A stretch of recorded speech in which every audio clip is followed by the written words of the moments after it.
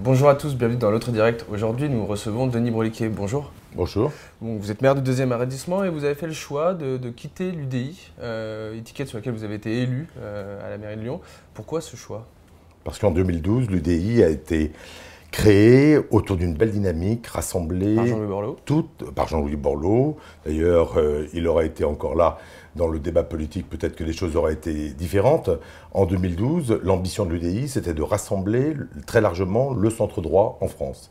Et aujourd'hui, quelques années plus tard, on s'aperçoit que la mission n'a pas été réussie et que petit à petit, l'Alliance centriste, puis les radicaux, puis les centristes ont quitté l'UDI, se sont éloignés du mouvement et aujourd'hui, il ne reste plus à l'UDI qu'une seule des tendances, des sensibilités qui avaient présidé à l'union du départ. La création. Le parti est une coquille vide un peu pour vous? Le parti n'existe plus sous la forme pour laquelle je m'étais engagé. Et donc, aujourd'hui, j'ai décidé d'en tirer les conclusions et de partir sans amertume, avec quelques regrets quand même. Il y avait eu une belle dynamique, il y avait eu un beau rassemblement. L'étiquette UDI était une belle étiquette qui avait été approuvée par les Français, prise en compte par les Français. Et aujourd'hui, l'UDI n'existe plus sous la forme que je souhaitais. Est-ce que dans le fond, l'UDI, cette étiquette, belle étiquette que vous présentez, n'a pas gagné avec la victoire d'Emmanuel Macron dans son positionnement, qui est plutôt centre-droit? Je ne sais pas si le président de la République est centre-droit. Ce que je sais, c'est qu'effectivement, on subit à l'UDI complètement les conséquences de la déflagration du paysage politique qui a eu lieu en 2017. Ce sont les conséquences directes de l'élection présidentielle que l'on vit aujourd'hui. Vous, au centre, en tant que centriste, il y a eu ce grand rassemblement des centristes. Aujourd'hui, on voit que Jean-Christophe Lagarde est plutôt constructif. Quel espace vous avez en tant que centriste pour exister entre les Républicains de Laurent Wauquiez et Emmanuel Macron? Moi, je suis au centre droit, et j'ai toujours été au centre droit. Et je ne me suis jamais trompé d'adversaire. Et aujourd'hui, je pense profondément qu'il existe un espace politique entre Macron, justement, qui mène une politique effectivement beaucoup plus centriste que son prédécesseur, et Wauquiez, qui lui a décidé de se positionner sur des idées très à droite. Qu'est-ce qui vous différencie, vous, d'Emmanuel Macron? Est-ce qu'il y a des choses qui ont été faites jusqu'ici, peut-être par la CSG, que vous pouvez désapprouver? Aujourd'hui, je n'approuve pas la politique fiscale de Macron. Aujourd'hui, je suis très en retrait sur sa façon de gouverner. Moi, j'attache beaucoup d'importance au territoire, au concret, au réel. Et aujourd'hui, le pouvoir, il est essentiellement parisien et mené par quelques centaines de personnes au niveau central.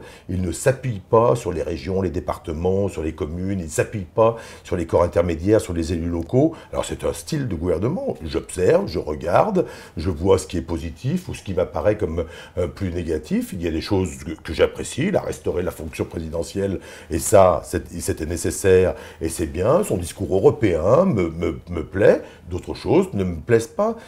Aujourd'hui, je ne fais pas partie de la majorité d'Emmanuel Macron. Je ne suis pas sur le positionnement très droitier de Laurent Wauquiez. Je suis entre les deux. Il y a un intermédiaire et dans cette droite modérée que je représente à Lyon avec mon mouvement Lyon d'hiver droite et nous sommes de plus en plus nombreux à adhérer à cette structure ou à cette idée que la droite peut être modérée et que c'est vraiment notre colonne vertébrale. Est-ce que vous n'êtes finalement pas plus proche des Républicains, alors pas les constructifs qui sont partis, mais peut-être la frange de Valérie Pécresse? J'observe, moi j'ai beaucoup d'amis républicains. Bon, vous savez, je regarde les choses par l'angle local aussi. Et aujourd'hui, on commence à préparer les élections de 2020, dans 2 ans. Et je pense qu'il peut y avoir des recompositions, je pense qu'il peut y avoir des mouvements, chacun étant complètement fidèle à ses options politiques, complètement fidèle à ses valeurs. Vous parlez d'options politiques, il y a aussi une stratégie politique qui existe. Est-ce que quitter l'UDI maintenant, c'est aussi une façon qui est constructif, hein, comme j'ai dit plus tôt, de dire à Lyon, qui est la ville considérée comme le berceau du macronisme, représentée par Gérard Collomb, une façon de dire je vais exister aussi hors d'un UDI qui va peut-être être trop proche d'Emmanuel Macron à Lyon. Aujourd'hui, il y a des Lyonnais qui sont dans toutes les sensibilités de la droite et du centre et qui ont envie d'agir pour leur ville. Moi, j'ai vocation à les animer, les rassembler et à faire des projets pour notre ville pour 2020. Ensuite, le macronisme, le wauquierisme, je veux dire, on est loin du concret, du développement de l'agglomération de notre ville lorsque l'on commence à raisonner comme ça. Sur le concret, justement, très concret, vous êtes dans un groupe UDI à la ville, à la métro. Qu'est-ce qui va devenir ce groupe ? Le groupe, il va changer de nom, ils vont évoluer dans le nom, mais... Et vous, comment vous allez vous positionner désormais en tant qu'électron libre, seul de divers droite ? Non. À l'UDI, au niveau local, avec des gens comme Christophe Jourgeon, comme Fabienne Lévy, on a toujours très bien travaillé ensemble. On a appris à travailler ensemble. On a vu lors du dernier conseil municipal, il y a eu des petites dissensions, notamment sur le vote des noms. C'est des sensibilités différentes, mais on travaille bien ensemble. Et bien qu'on va continuer à travailler ensemble. Ce n'est pas parce que je n'ai plus ma carte à l'UDI au niveau national qu'on va se tourner le dos au niveau local. Au niveau local, on a les mêmes méthodes, on a les mêmes valeurs, on a les mêmes sensibilités. Et bien on va continuer comme ça, on va faire évoluer le nom du groupe dans les prochaines semaines. Et voilà, il n'y a pas de raison qu'il y ait de changement de fond. C'est un changement d'étiquette, ce n'est pas un changement de fond. On arrive au bout des 6 minutes, l'émission c'est 6 minutes. Une dernière question quand même d'actualité. Les rythmes scolaires, la ville de Lyon a fait le choix, a proposé 2 choix. Les conseils d'école ont tranché, ça sera un retour à 4 jours avec du périscolaire le mercredi matin. Qu'est-ce que vous pensez de cette solution ? C'est un choix qui a été arrêté à la suite justement d'une belle concertation à laquelle on a complètement, nous, opposition modérée au conseil municipal, complètement participé. On prend en compte ce choix, sauf qu'il n'y a pas que le choix qui a été arrêté par les conseils d'école, il y a aussi beaucoup de remarques qui ont été faites par les conseils d'école. Et aujourd'hui, ce qu'on demande à Georges Kepenekian, le maire de Lyon, c'est d'arrêter le choix des 4 jours, mais de tenir compte aussi des remarques qui ont été faites par les parents. C'est-à-dire, ce n'était pas toute une solution et rien qu'une solution et toute l'autre ou rien que l'autre, c'était finalement d'avoir une solution majoritaire avec quelques modifications. Et j'espère que les parents seront entendus et j'espère que les propositions que l'on a faites seront entendues. Parce que chez les parents d'élèves, certains disent on a eu 2 options qui ne nous plaisaient pas et on a fait le choix le moins pire. C'est ce que certains nous disent. Vous avez l'impression que c'est un peu ça ? On l'a entendu. Nous, on a été très proches des parents d'élèves, très proches des instituteurs, institutrices, directeurs et directrices d'école pendant cette consultation. Oui, il y a eu un débat.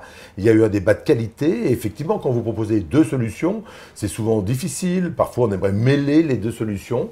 Il y en a une qui a été arrêtée avec une faible majorité, 53% je crois.